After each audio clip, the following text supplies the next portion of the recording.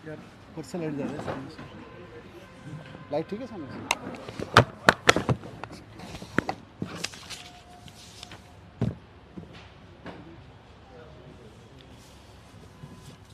आज देश के लोकतंत्र के लिए बहुत ही दुर्भाग्यपूर्ण दिन है। लोकतंत्र की हत्या का दिन बन गया आज का दिन। चुनाव आयोग की एक हरकत की वजह से आज का दिन लोकतंत्र की हत्या का दिन बन गया। आज देश में पहली बार हुआ है, आज़ाद देश के इतिहास में आज पहली बार हुआ है कि देश का चुनाव आयोग वो संस्था जिसके कंधों पर संविधान ने, बाबा साहब अंबेडकर ने जिम्मेदारी डाली है कि वो समय पे चुनाव कराएंगे, निष्पक्ष तरीके से चुनाव कराएंगे, वो चुनाव आयोग आज केंद्र में बैठी हुई भारतीय जनता पार्टी से डर गया और उसने एक पूर्व घोषित प्रेस कॉन्फ्रेंस के बावजूद चुनाव की तारीख ऐलान करने से मना कर दिया। भारतीय जनता पार्टी के इशारे पर, भारतीय जनता पार्टी के दबाव में आज चुनाव आयोग ने देश में चुनाव कराने से मना कर दिया है। ये किसी भी लोकतंत्र के लिए, सत्ता में बैठी हुई पार्टी के दबाव में अगर चुनाव आयोग चुनाव करवाने से मना कर दे तो फिर लोकतंत्र बचेगा क्या और संविधान बचेगा क्या? आज वही घटा है इस देश में। आज चुनाव आयोग ने आप सबको बुलाया था, पूरे मीडिया को बुलाया था कि 5 बजे चुनाव आयोग की प्रेस कॉन्फ्रेंस में दिल्ली नगर निगम के लिए चुनाव की तारीखों का ऐलान किया जाएगा। लेकिन उसके पहले केंद्र सरकार ने चुनाव आयोग पर दबाव डाला और उसके बाद चुनाव आयोग ने केंद्र सरकार के, भारतीय जनता पार्टी के दबाव में आके तारीखें ऐलान करने से अपने आप को रोक लिया, चुनाव करवाने से अपने आप को रोक लिया, चुनाव टाल दिया।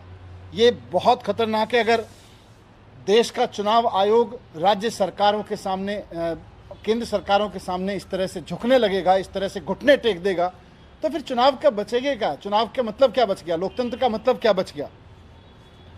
हम सब जानते हैं कि दिल्ली में पिछले 15-17 साल में भारतीय जनता पार्टी ने भ्रष्टाचार की इंतहा कर रखी है।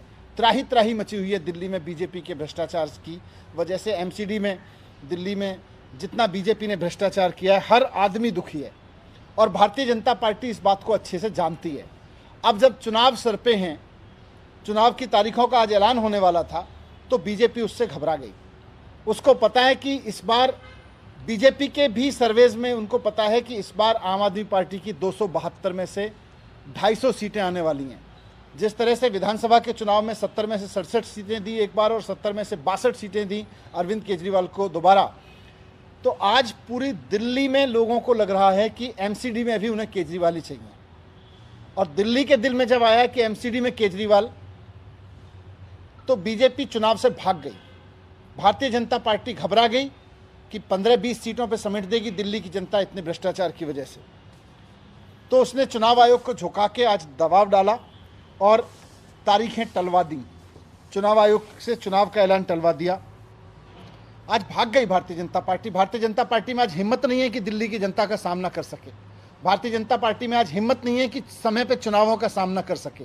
बहाना ले रहे हैं यूनिफिकेशन का। यूनिफिकेशन से क्या होगा? यूनिफिकेशन से इतना ही तो होगा कि अभी 272 पार्षद अलग अलग जगह से अपने अपने वार्ड से चुने जाते हैं और 3 अलग अलग कमरों में बैठते हैं। यूनिफिकेशन होगा तो तीनों एक कमरे में बैठने लगेंगे, एक ही हॉल में बैठने लगेंगे। यूनिफिकेशन का यही तो है। तो यूनिफिकेशन करवाते रहना। लेकिन चुनाव क्यों टाल रहे हो? चुनाव से क्यों भाग रहे हो? चुनाव से क्यों घबरा रहे हो? क्योंकि आपको पता है कि आम आदमी पार्टी की 250 सीटें आ रही हैं और आपकी 15-20 सीटों पर ज़्यादा से ज़्यादा हो सकता है जीरो कर दे जनता। लेकिन भारतीय जनता पार्टी के कुकर्म तो दिल्ली की जनता जानती है और भारतीय जनता पार्टी अपने कुकर्मों की वजह से, हार के डर से घबराई है, हम समझते हैं। चुनाव आयोग बीजेपी से क्यों घबरा गया? चुनाव आयोग केंद्र सरकार के झुकाव में क्यों आ गया? देश के संविधान ने चुनाव आयोग को इस जिम्मेदारी दी है और पूरी पावर्स दी हैं कि वो किसी भी सरकार के आगे झुकेगा नहीं, निष्पक्ष चुनाव कराएगा, समय पर चुनाव कराएगा। लेकिन जिस तरह से आज चुनाव आयोग ने भारतीय जनता पार्टी और केंद्र सरकार के सामने घुटने टेक दिए हैं, उससे बहुत बड़ा खतरा पैदा हो गया है। कल को भारतीय जनता पार्टी या केंद्र सरकार चाहेगी तो वो राज्यों के चुनाव नहीं करवाएंगे। किसी भी राज्य में अगर कल को भारतीय जनता पार्टी को लगेगा कि वो हारने वाले हैं, तो वो चुनाव आयोग भारतीय जनता पार्टी के सामने घुटने टेक के वहां के इलेक्शन कैंसिल करा देगा। कल को मोदी जी को लगेगा कि वो देश का चुनाव हारने वाले हैं, तो केंद्र सरकार के इलेक्शन कैंसिल हो जाएंगे। तो अगर इलेक्शन कैंसिल करना केंद्र सरकार और राज्य सरकारों के, चुनी हुई सरकारों के दायरे में आ गया अगर इस तरह की परंपरा बना दी चुनाव आयोग ने तो उसके बाद में लोकतंत्र में बचेगा क्या? बुलाई हुई प्रेस कॉन्फ्रेंस को जिस तरह से आज नकारा गया, चुनाव आयोग ने अपने पूरे शेड्यूल को जिस तरह से टाला केंद्र सरकार के दबाव में, देश के इतिहास में आज तक नहीं हुआ, पहली बार हुआ है। मैं आखिर में यही कहना चाहता हूं कि भारतीय जनता पार्टी लोकतंत्र की इस तरह से हत्या ना करे। चुनाव आयोग अपने दायित्व को समझे। संविधान ने, बाबा साहब ने, देश की उम्मीदों ने, आज़ादी के इतने सारे जान देने वाले लोगों ने आज़ाद देश कराया और फिर संविधान बना तो इसलिए ताकि संविधान के हिसाब से देश चलेगा, और संविधान ने चुनाव आयोग को ताकत दी तो इसलिए ताकि संविधान के हिसाब से चुनाव कराएगा। मैं चुनाव आयोग को भी कहना चाहता हूं कि संविधान के रक्षा के लिए, लोकतंत्र की रक्षा के लिए अपने निर्णय को, अपने कर्तव्य को ठीक से निभाएं। बीजेपी से भी कहना चाहता हूं कि अगर हार रहे हो तो अच्छे काम करो ना, लोगों के लिए ईमानदारी से काम करो ना। ये चुनाव आयोग के दरवाजे से चुनाव से क्यों भाग रहे हो, डर के क्यों भाग रहे हो? और मुझे पूरी उम्मीद है कि अभी अगर चुनाव हो तो 272 में से 250 सीटें आएंगी, और अगर बीजेपी इस तरह से चुनाव से भागी और भारतीय जनता पार्टी का ये चेहरा जो लोगों को आज समझ में आ गया है, इसके बाद तो हो सकता है 260 या 70 सीटें भी आ सकती हैं आम आदमी पार्टी की। Thank you. सर, ये यूनिफाइड करने का प्रोसेस बहुत लंबा है, चुनाव मई तक होने हैं। अगर यूनिफाइड वाकई में करते तो चुनाव तो फिर बहुत आगे चले जाएंगे। इसीलिए हमने कहा ना कि चुनाव आयोग को चाहिए कि संविधान में दी गई जिम्मेदारी के हिसाब से चुनाव कराए। अगर चुनाव आयोग इस तरह से सरकारों के प्लान्स के हिसाब से झुकने लगे, उनके सामने अगर घुटने टेकने लगे, तो फिर संविधान और लोकतंत्र और चुनाव का मतलब क्या रह जाएगा?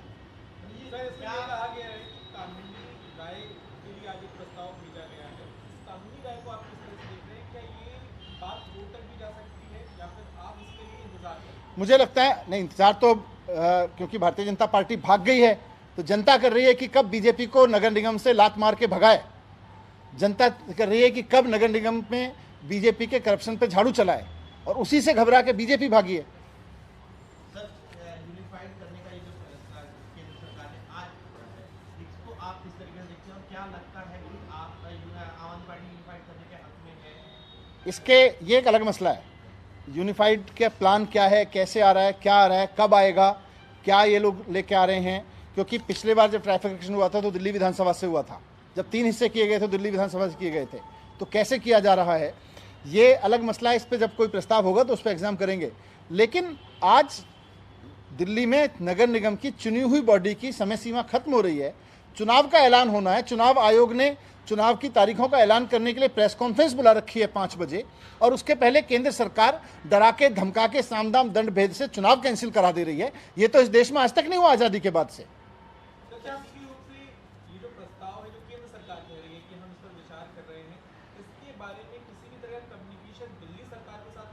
कोई कम्युनिकेशन नहीं, कोई कम्युनिकेशन नहीं।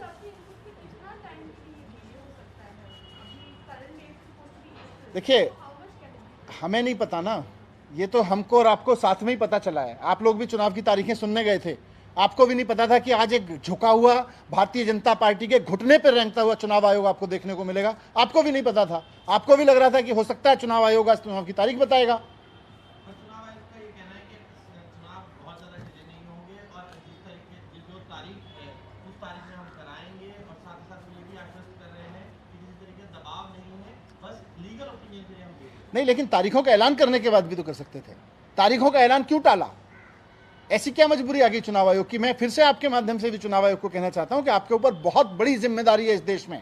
संविधान को बचाए रखने की, लोकतंत्र को बचाए रखने की। पार्टियां आएंगी जाएंगी, सरकारें आएंगी जाएंगी, लेकिन ये चुनाव आयोग, ये संस्थाएं, इंस्टीट्यूशंस को खत्म ना करें, भारतीय जनता पार्टी के आगे इस तरह से ना झुकें।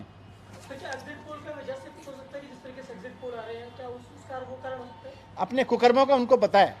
15 साल से जितना भ्रष्टाचार उन्होंने किया है उनको पता है कि इस बार जनता कहीं का नहीं छोड़ने वाली है बीजेपी को।